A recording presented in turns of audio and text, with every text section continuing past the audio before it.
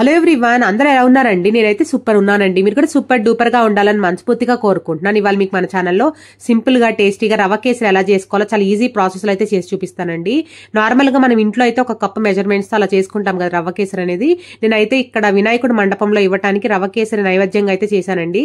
1 kg చాలా simple గా అయితే చేశాను. ఎలా చేశానో అయితే ఫుల్ వీడియో లాస్ట్ వరకు చూడండి, మీకు అర్థమవుతుంది. చాలా చాలా టేస్టీగా వచ్చింది. సో ముందుగా అయితే రవ్వ కేసరి చేయడానికి అయితే స్టవ్ ఆన్ చేసేసుకొని మందంగా ఉండే ఒక కళాయి అయితే పెట్టుకోవాలండి. నేనైతే అలాంటి బాండీ అయితే పెట్టేసుకున్నాను. బాండీ మంచిగా హీట్ అయిన తర్వాత సిమ్ ఫ్లేమ్ లో పెట్టుకుని ఫ్రై చేసుకోవాలండి రవ్వ అనేది. సో రవ్వ ఫ్రై చేయడానికి ఫస్ట్ నేను 500 ml అయితే ఇట్లా గీ తీసుకున్నానండి. మీరు కావాలనుకుంటే 1000 అయినా తీసుకోవచ్చు.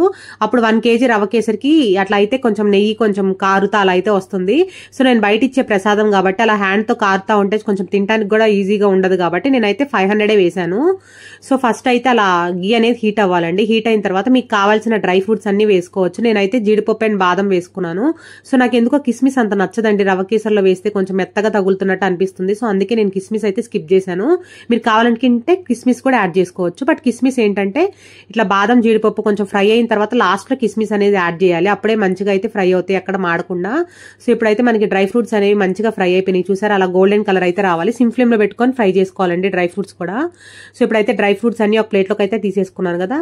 సో ఇప్పుడు అదే గీలో ఇప్పుడు నేనైతే 1 kg రవ్వ అయితే తీసుకున్నానండి. తెలుసు కదా ఉప్మాకి యూజ్ చేస్తారు కదండి, ఆ రవ్వ అయితే తీసుకున్నాను.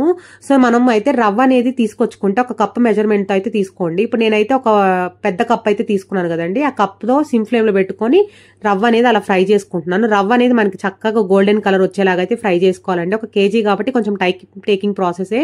నాకైతే కరెక్ట్ గా 20 minutes అయితే పట్టిందండి రవ్వ ఫ్రై అవ్వటానికి. అలా దగ్గరుండే కలుపుకోవాలండి. కాసేపు మా వారు అయితే ఫ్రై చేస్తూ ఉన్నాము రవ్వ అనేది.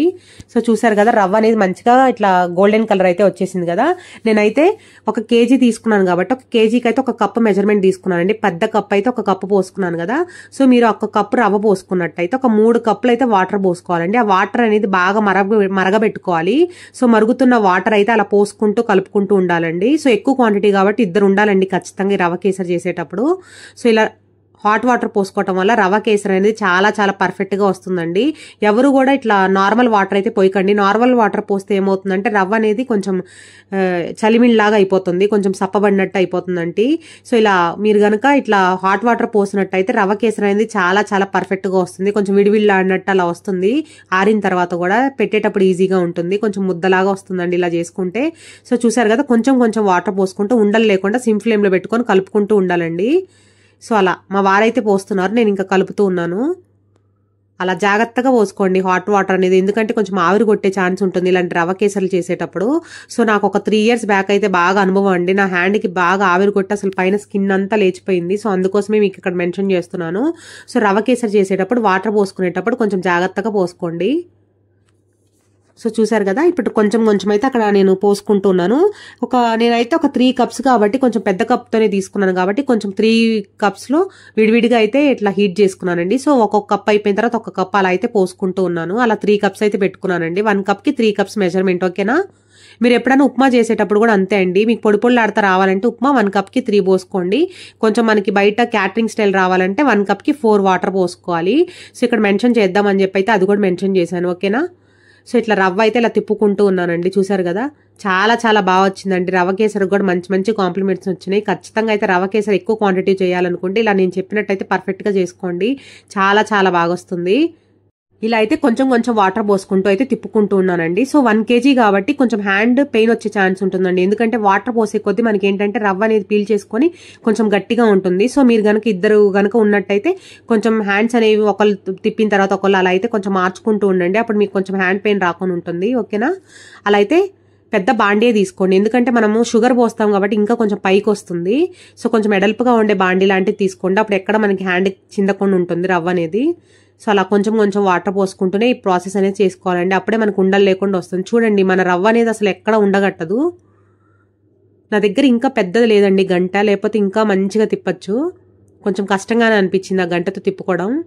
సో అలా కొంచెం కొంచెం వాటర్ అంటే కొంచెం మనకి పీలుస్తున్నట్టు అర్థమవుతుంది. చూసారా అండి, రవ్వ అనేది అలా పీలుస్తున్నట్టు పోసుకోవాలి కొంచెం కొంచెం. అప్పుడే మనకి పర్ఫెక్ట్గా వస్తుంది రవ్వ కేసరి అనేది. సో మీరు ఎంతమందికి రవ్వ కేసరి అనేది ఇష్టమో అయితే నాకు కింద కామెంట్ బాక్స్ లో చెప్పండి. నాకేమంత పెద్దగా నచ్చదండి, బట్ ఎప్పుడైనా ఏదైనా ప్రసాదాలుగా చేయాలనుకున్నప్పుడైతే చేస్తాను. ఎందుకంటే క్విక్ గా కూడా అయిపోతుంది అండ్ టేస్టీగా ఉంటుంది కాబట్టి. చూసారు కదా అలా మొత్తం వాటర్ అంతా పోసుకున్న తర్వాత కొంచెం దగ్గర పడిపోయింది చూసారండి, ఉప్మా లాగా అలా దగ్గర పడిపోయిన తర్వాత నేనైతే అక్కడ ఎల్లో ఫుడ్ కలర్ యాడ్ చేశానండి. కొంచెం బయటకి ఇచ్చేది కాబట్టి కొంచెం ఫుడ్ కలర్ అనేది ఎక్కువే యాడ్ చేశాను. మీకు గనక ఫుడ్ కలర్ నచ్చకపోతే స్కిప్ చేయొచ్చు. బట్ ఇలాంటి రవ్వ కేసర్లకి ఏంటంటే ఫుడ్ కలర్ యాడ్ చేస్తేనే మనకు కొంచెం ఆ ఫ్లేవర్ వచ్చినట్టు కొంచెం చూడటానికి అలా అనిపిస్తుంది, అందుకోసమే యాడ్ చేశాను. మీకు కనుక అక్కడ ఎల్లో ఫుడ్ కలర్ నచ్చపోతే సాఫ్రాన్లో మిల్క్ పోసుకొని ఆ మిల్క్ అయినా పోసుకోవచ్చు అండి. అప్పుడు మీకు లైటిష్ ఎల్లో కలర్ వస్తుంది, ఇంత రాకపోయినా లైట్గానే వస్తుంది. అలా అయితే మొత్తం కలర్ వేసిన తర్వాత కూడా మొత్తం ఈవెన్గా అయితే అలా తిప్పుకుంటున్నాను. సో చాలా చాలా బాగుంది కదండి ఇలా ఎల్లో ఫుడ్ కలర్ వేసిన తర్వాత. సో తర్వాత షుగర్ పోసిన తర్వాత ఇంకా మంచి టెక్స్చర్ వస్తుందండి. చూడండి నేను ఫస్ట్ అయితే ఇక్కడ మీకు కలర్ అనేది మిక్స్ చేస్తున్నాను అంతే. సో ఇప్పుడు మనం 1 kg రవ్వ పోసుకున్నాము కాబట్టి షుగర్ కూడా మీరు రవ్వ ఎంత పోసుకుంటారో షుగర్ కూడా అంతే పోసుకోవాలండి. నేను మెజర్మెంట్ తీసుకొచ్చుకున్నాను షాప్ నుంచే. సో 1 kg రవ్వ 1 kg షుగర్ అనేది. సో మీకు ఎక్కడ స్వీట్ అనేది ఎక్కువ అవ్వదండి. మీకు గనక కొంచెం స్వీట్ ఎక్కువ తింటాం అనుకున్న వాళ్ళు ఇంకొక గ్లాస్ ఎక్స్ట్రా పోసుకోండి, ఒక చిన్న గ్లాసు. ఓకేనా, ఇట్లా అయితే ఏంటంటే మరీ స్వీట్ ఎక్కువ ఉండదు, మరీ అలా అని తక్కువ ఉండదు, పర్ఫెక్ట్గా ఉంటుంది. సో మొత్తం అయితే ఇట్లా షుగర్ వేసిన తర్వాత కూడా ఒకసారి అలా కలిపేసుకోవాలండి. షుగర్ వేసిన తర్వాత ఏంటంటే కొంచెం షుగర్ అనేది మెల్ట్ అయ్యి కొంచెం దగ్గర పడుతుంది అలా లూజ్గా, చూసారా. అప్పుడు ఏం చేస్తారంటే గంటతో తిప్పుకోవడం కొంచెం నాకు గట్టిగా అనిపించిందండి. సో అందుకోసం అలా పప్పు గుత్తు పెట్టుకున్నాను పెద్దది ఉంటే. సో ఇప్పుడు ఏంటంటే షుగర్ కూడా మెల్ట్ అయిపోయి కొంచెం అలా లూజ్ అయిన తర్వాత మీ దగ్గర ఉన్న ఇంకో హాఫ్ నెయ్యి ఉంది కదండి, హాఫ్ కప్, ఆ హాఫ్ కప్ నెయ్యి అనేది పోసుకొని ఆ నెయ్యి అంతా మంచిగా రవ్వలో మొత్తం ఎగిరిపోవాలండి. ఇక్కడ కొంచెం బలమే పెట్టాలండి, ఎందుకంటే మనం 1 kg తీసుకున్నాం కాబట్టి 1 kg షుగర్ కూడా వేసాం కాబట్టి మనకి ఇక్కడ 2 kgs అర్థము. సో చూసారు కదా కొంచెం క్వాంటిటీ అనేది ఎక్కువే వస్తుంది. సో కొంచెం తిప్పుకోవడం కొంచెం కష్టంగా ఉంటుంది. సో ఎవరైనా సపోర్ట్తో చేసుకోండి, కొంచెం అప్పుడప్పుడు తిప్పుకుంటా అలా. సో అలా ఆ గీ అంతా మంచిగా అయితే ఎగిరిపోవాలండి. ఇప్పుడు మీరు కనుక 500 ml పోసాను కదండి, మీరు కనుక 1000 ml పోసారనుకోండి, మీరు అప్పుడు ఏం చేయాలంటే మంచిగా అయితే లోపల వరకు అలా ఎగిరించుకుంటారు కదా, మళ్ళీ కొంచెం పైకి గీ వచ్చే వరకు అయితే మళ్ళీ తిప్పుకుంటూ ఉండాలి. బట్ నేను పోసింది 500 ml కదండి 1 kgకి. సో అందుకోసం నేను ఏం చేస్తున్నానంటే ఇలా తిప్పేసుకుంటున్నాను కదా, తిప్పేసుకుంటే మనకి ఏంటంటే మొత్తం గీ అనేది లోపలికి ఆవిరైపోతుంది. సో ఇంకా స్టవ్ ఆఫ్ చేసేసుకోవడమే అండి కొంచెం మనకి దగ్గర పడిపోయిన తర్వాత. అదే కనుక మీరు 1000 ml పోసారనుకోండి, కొంచెం ఆ గీ కొంచెం పైకి తేలుతుంది కాబట్టి కొంచెం ఎక్కువే పోసారు కాబట్టి సో అప్పటి వరకు అయితే తిప్పుకుంటూ ఉండాలి. సో ఓకేనా, మీకు అర్థమైందని అనుకుంటున్నాను నేను చెప్పింది. అర్థం అవ్వకపోతే అయితే నాకు ఖచ్చితంగా అయితే కామెంట్ బాక్స్లో అడగండి, మీకు నేను క్లియర్గా మళ్ళీ ఎక్స్ప్లెయిన్ చేస్తాను. ఇట్లా అయితే మంచిగా అయితే తిప్పేసుకుంటున్నాను. చూడండి చాలా చాలా బాగా వచ్చిందండి. ఎలా వస్తుందో, తక్కువ నెయ్యే పోసాను కదా, ఎప్పుడు ఇంట్లో పోసినట్టు ఎక్కువ పోయలేదు కదా, ఎలా వస్తుందో అనుకున్నాను.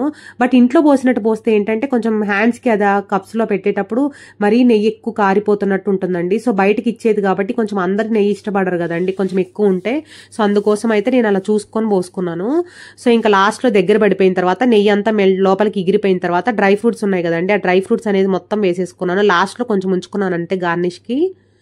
సో అలా అయితే తిప్పేసుకుంటున్నాను. మీకు కావాలనుకుంటే అక్కడ బాదం పప్పు కట్ చేసుకొని వేసుకోండి. నాకు ఎందుకో కట్ చేసుకొని వేసుకుంటే ఇంకా పొలుగ్గా అయిపోతాయి అని చెప్పి అయితే నేను అంతే డైరెక్ట్గా వేసాను. అలా మొత్తం అయితే తిప్పుకుంటూ ఉండాలండి ఒక 2 seconds, ఎందుకంటే ఆ డ్రై ఫ్రూట్స్ మొత్తం లోపల వరకు ఎగిరిపోవాలి. అంటే మనం ఏమైనా ప్రసాదం పెట్టేటప్పుడు ప్రతి ముద్దకి ఒక్కొక్క పలుకు వచ్చేలాగా అయితే మిక్స్ చేసుకోవాలి. అలా కలుపుకుంటే ఏంటంటే మనకి ప్రతి రవ్వ దగ్గరికి ఒక్కొక్కటి అయితే యాడ్ అయినట్టు అలా లోపలికి వెళ్ళిపోతాయి. సో ఒకే దగ్గర లేకుండా. సో చూసారు కదా అలా అయితే తిప్పేసుకుంటున్నాను. సిమ్ ఫ్లేమ్లో పెట్టుకునే చేసుకోవాలండి ఇది మొత్తం ప్రాసెస్ అనేది. సో ఓకేనా, మీకు గుర్తుందని అనుకుంటున్నాను. సో ఈ వీడియో కనుక మీకు నచ్చినట్టయితే please like, share and subscribe our channel అండి. సో అలా అయితే తిప్పేసుకున్నాను. చూసారా మనకి సలిమిండి ఎలా వస్తుందో సేమ్ అంతే వచ్చింది. చూసారా ఇలా పెడితే అలా అయితే పర్ఫెక్ట్గా అయితే రవ్వ కేసరి అనేది రెడీ అయిపోయిందండి. మీకు నచ్చినట్టయితే లాస్ట్లో ఇలాచీ పౌడర్ అనేది వేసుకోండి. ఇలాచీ పౌడర్ వేసుకోవడం వల్ల కూడా ఫ్లేవర్ బాగుంటుంది. పచ్చకర్పూరం ఉంటే లైట్గా పచ్చకర్పూరం కూడా వేసుకోండి, ఎందుకంటే నైవేద్యాలకి పచ్చకర్పూరం అనేది యూజ్ చేస్తారు కాబట్టి. సో చూసారా అండి మనకి రవ్వ కేసరి అనేది మొత్తం ఆరిపోయిన తర్వాత ఇంకా చాలా చాలా బాగా వచ్చిందండి, కప్స్గా. అంటే ఇలా మీరు కనుక గంటతో తీసారంటే ఇలా కేక్ లాగా అలా అయితే వచ్చింది. సో చూసారు కదా ఇలా అయితే మనకి రవ్వ కేసరి అనేది రెడీ అయిపోయింది. చెప్పాను కదండి మీకు నచ్చినట్టయితే ఇలాచీ పౌడర్ కూడా వేసుకోండి. అలా అయితే ఒక 2 seconds ఉంచాను తిప్పకుండా.